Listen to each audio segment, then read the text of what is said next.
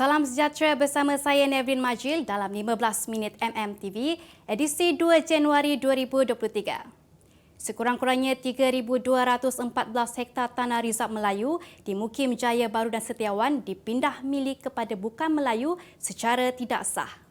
Tindakan itu bertentangan dengan Seksyen 19 Enakmen Rizab Melayu 142 selain tidak mengikut Seksyen 419 Kanun Tanah Negara. Perkara itu didedahkan Jabatan Audit Negara JAN dalam laporan Ketua Audit Negara 2019 Siri 2 Aktiviti Jabatan dan Pengurusan Syarikat Kerajaan Negeri yang dibentangkan di Dewan Rakyat pada 28 September 2021. Sehubungan itu, Kerajaan Negeri Perak didesak untuk segera bertindak memandangkan laporan berkenaan sudah didedahkan lebih setahun lalu namun tiada tindakan susulan. Laporan tersebut mendedahkan kesilapan Pejabat Tanah dan Galian Perak PTG yang membenarkan pendaftaran pindah milik menyebabkan tanah Rizab Melayu itu dimiliki oleh bukan Melayu. Laporan sama turut mengesahkan pendedahan mingguan Malaysia bertarikh 24 Januari 2021 mengenai penyelewangan tanah Rizab Melayu seluas 649.2 hektar di Mukim Setiawan yang mengakibatkan tanah Rizab Melayu di kawasan itu dipecah kepada 317 lot kecil yang bertukar hak milik kepada bukan Melayu. Pengguna laman sosial diminta berhati-hati memberi komen berkaitan isu ketibaan pelancong China ke negara ini. Menteri Pelancongan Tiong King Sing berkata ini bagi mengelak hubungan kedua negara terjejas selain memberi gambaran pelancong China tidak dialurkan ke negara ini. Dalam kenyataan di Facebook yang ditulis dalam bahasa Cina itu juga, King Sing menjelaskan walaupun ada laporan negatif mengenai keputusan China membuka semula sempadan negara itu pada 8 Januari ini, beliau tetap menggesa sebarang persoalan atau keraguan yang dibangkitkan yang perlu melalui saluran yang betul. Terdahulu, Kementerian Kesihatan sebelum ini memaklumkan akan melakukan ujian ke atas semua pelancong dari China termasuk sampel air kumbahan daripada pesawat yang dinaiki mereka. Pilihan Raya Negeri PRN Pulau Pinang yang dijangka berlangsung dalam tempoh beberapa bulan akan datang berkemungkinan akan menjadi pentas kerjasama antara Pakatan Harapan PH dan Barisan Nasional BN. Memberi bayangan tersebut, pengerusi DAP Lim Guan Eng memberitahu penubuhan kerajaan perpaduan di peringkat persekutuan secara tidak langsung membawa kepada kerjasama di peringkat negeri seperti di Perak dan Pahang. Tambah Guan Eng, perbincangan lanjut mengenai perkara itu akan dibuat dalam satu mesyuarat PH membabitkan Perdana Menteri Datuk Seri Anwar Ibrahim dan pemimpin tinggi lain pada minggu ketiga bulan ini sebelum sambutan Tahun Baharu Cina. Jelasnya lagi, sebarang perbincangan mengenai PRN dan apa saja bentuk kerjasama antara PH dan BN akan diumumkan selepas mesyuarat tersebut dijalankan. Gerai roti canai popular di Pulau Pinang diarah tutup selama 14 hari kerana tidak menepati piawaian kebersihan Kementerian Kesihatan Malaysia KKM. Notis penutupan itu dikeluarkan Bahagian Keselamatan dan Kualiti Makanan BKKM Pejabat Kesihatan Daerah Timur Laut selepas melakukan pemeriksaan ke gerai tersebut hari ini. Arahan itu dikeluarkan di Akta Seksyen 11 Akta Makanan 1983 bagi membolehkan pengusaha pemilik gerai melakukan kerja-kerja pembersihan. Sementara itu, gerai ini turut dikompon RM500 kerana tidak menyediakan persekitaran yang bersih kepada pelanggan ketika diperiksa. Terdahulu, tular satu rakaman video berdurasi 53 saat menunjukkan pekerja gerai meletakkan telur yang digunakan bagi penyediaan perniagaan mereka ke dalam bakul dalam keadaan tidak bersih. Menyingkap gerbang informasi terkini, maklumat tepat, sahih dan diyakini. Kami sajikan berita dalam dan luar negara. Kupasan berita merentas dimensi tanpa sempadan. Bukan itu sahaja, berita eksklusif dan inklusif juga menjadi keutamaan kami. Kami hidangkan suatu perspektif berbeza untuk membuka mata anda. Info tetap kami berikan tanpa perlu anda cari. Hanya terbaik buat anda. 5 hari seminggu setiap hari pada jam 6.45 petang. Tak perlu tunggu berita jam 8. Inilah saluran berita yang lebih pantas.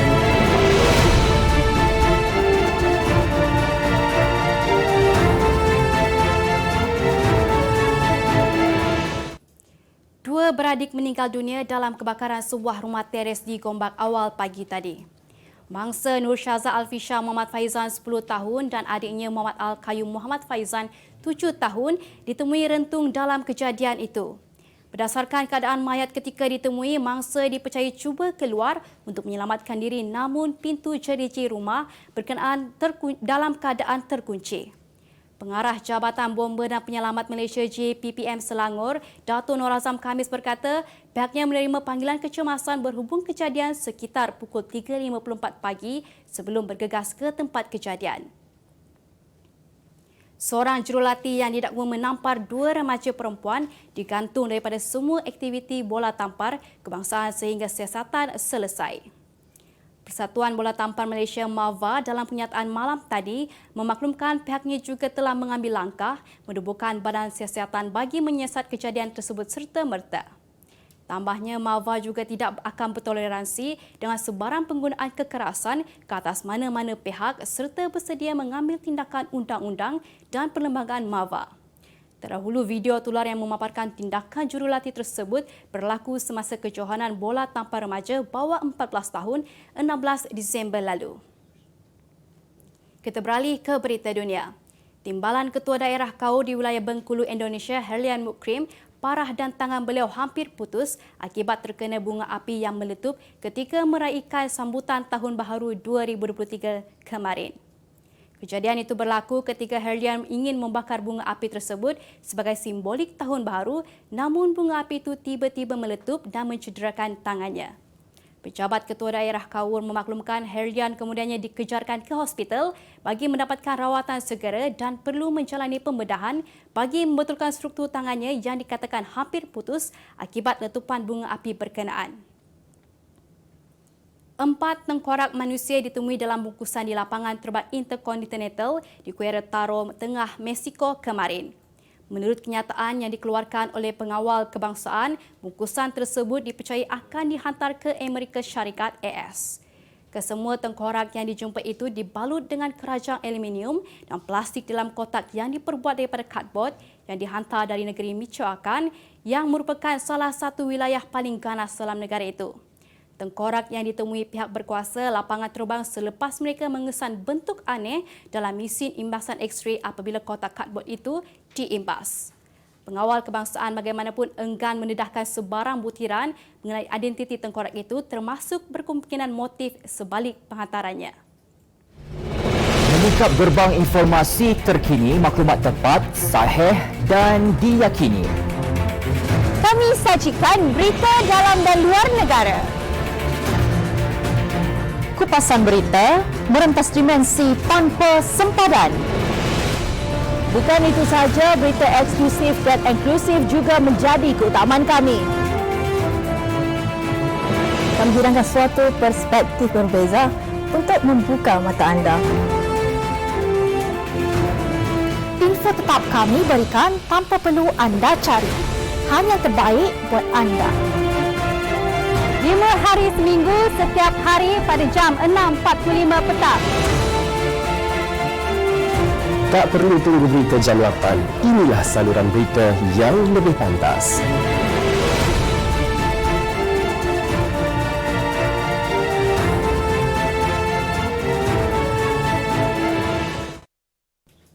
Berita ekonomi. Keluaran dalam negara kasar KDNK negara dijangka berada dalam lingkungan 4.2% hingga 5.5% pada 2023 walaupun Malaysia berisiko berdepan kelembapan ekonomi.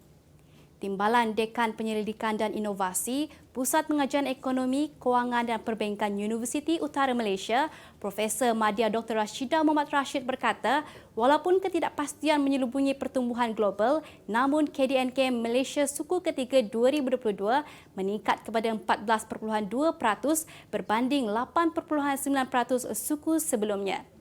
Jelas Rashidah, negara bagaimanapun tidak terkecuali daripada menerima kesan kemelesatan ekonomi yang dijangka akan berlaku pada 2023. Selain itu, unjuran KDNK negara untuk 2022 turut dinaikkan kepada 8.5% daripada 6.9% sebelumnya, disokong oleh penggunaan domestik dan aktiviti perniagaan selepas pulih daripada wabak COVID-19. Sebahagian besar negara global menerima amaran berdepan prospek ekonomi yang lebih sukar menjelang 2023. Amaran yang dikeluarkan Pengarah Urusan Tabung Kewangan Antarabangsa IMF, Kristalina Georgieva, yang dinilai berdasarkan kepada peneraja utama ekonomi global iaitu Amerika Syarikat AS, Eropah dan China yang berdepan dengan progres ekonomi perlahan. IMF sebelum ini menurunkan prospek pertumbuhan ekonomi global pada 2023 susulan konflik berterusan daripada perang di Ukraine serta tekanan inflasi dan kadar faedah tinggi. Dalam masa sama, China turut membatalkan dasar sifar COVID dan memulakan pembukaan semula ekonomi meskipun masyarakat di negara itu masih berwaspada susulan peningkatan kes COVID-19. Kita beralih ke berita sukan. Menang atau bungkus awal, itu saja pilihan yang dimiliki Malaysia ketika ini apabila berdepan Singapura dalam aksi terakhir kumpulan B Piala AFF yang akan berlangsung di Stadium Bukit Jalil esok. Kemenangan yang mungkin dimiliki akan membawa anak-anak buah Kim Panggon ke separuh akhir manakala seri atau kalah akan membawa mereka mengulangi episod malang tahun lalu. Pemain sayap Harimau Malaya V. Ruventiran berkata Malaysia perlu tenang dan bermain bijak untuk menjinakkan skuad Singa selain mengelak daripada melakukan kesilapan. Tambahnya, Harimau Malaya harus berwaspada dalam melakukan serangan setelah melihat kemampuan Singapura mengikat Vietnam 0-0 dalam aksi terakhir mereka. Antonio Conte mengakui Tottenham perlu berdepan pertandingan sengit untuk menduduki empat tempat teratas Liga Perdana selepas kesilapan besar Hugo Lloris mengancam kedudukan pasukan itu setelah tewas 0-2 kepada Aston Villa.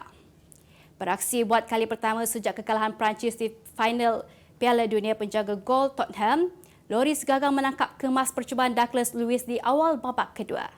Tottenham berharap perlawanan pertama Liga Perdana 2023 akan membantu mereka memulakan usaha untuk layak ke Liga Juara-Juara musim depan melalui penambat 4 teratas. Tottenham yang kini di tempat kelima gagal memenangi kedua-dua perlawanan mereka selepas rehat Piala Dunia dan penurunan prestasi itu membolehkan Manchester United menghuni tangga keempat dengan kelebihan 2 mata. Sebagai penutup 15 minit MMTV hari ini, saksikan laporan cuaca esok Selasa 3 Januari 2023. Jangan lupa dapatkan akhbar utusan Malaysia dan Kosmo untuk berita-berita terkini dan menyeluruh.